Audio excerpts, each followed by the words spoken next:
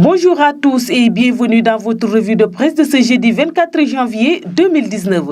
Les sujets politiques font le menu des quotidiens reçus ce jeudi au groupe Média du Sud avec un focus particulier sur la tension préélectorale à un mois de la tenue de l'élection présidentielle. Sud Quotidien s'exclame ainsi à sa une la montée des périls pour mettre en exergue les tensions préélectorales, l'escalade verbale notée à la veille de la présidentielle du 24 février prochain. Le journal renseigne que les jeunes de l'opposition sont déterminés à en découdre avec le régime du président Macky Sall, dont il envisage de perturber la quiétude lors de la campagne électorale. Lors d'une conférence de presse tenue hier, mercredi, ajoute Sud Quotidien, les députés du PDS, Toussaint Manga et compagnie, mettent en garde leurs camarades jeunes recrutés par le régime en place, soulignant qu'ils promettent de suivre l'itinéraire qu'ils ont arrêté, en dépit de la décision préélectorale lors de leur marche prévue ce vendredi. Sabotage de la campagne de Macky Sall, l'opposition souffle le chaud, écrit à sa une le quotidien, annonçant que les jeunes de l'opposition vont manifester du 25 janvier au 24 février.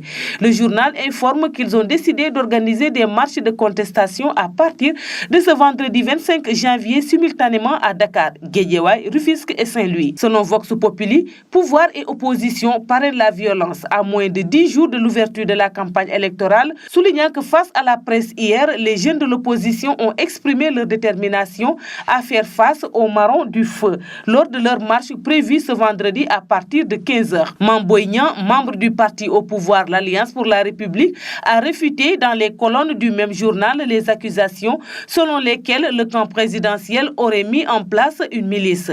Nous n'avons créé aucune milice, nous ne faisons que nous défendre. Ce que nous avons créé, ce sont des unités de vigilance opérationnelle, a-t-il encore dit dans Vox Populi, ajoutant que ce sont des gens qui assurent notre sécurité. Dakar sous très haute surveillance, titre la Tribune, ajoutant que depuis la publication de la liste définitive des candidats qui a poussé l'opposition à se radicaliser, le dispositif sécuritaire a été renforcé au niveau des grandes artères de la capitale.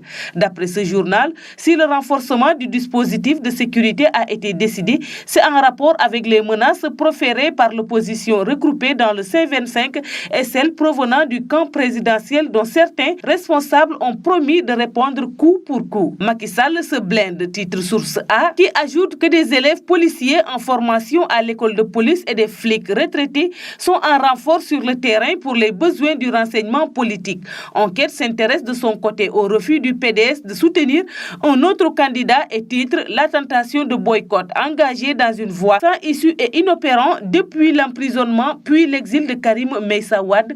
Le Parti démocratique sénégalais file tout droit vers un boycott du scrutin présidentiel du 24 février, ce qui ouvrirait un grand boulevard au président Macky Sall, analyse enquête. Sur ce bras de fer avec le pouvoir, Walf Quotidien écrit « Le PDS perd sur toute la ligne. Le parti a perdu le pari d'imposer la candidature de Karim Wade et de perturber le scrutin le cas échéant.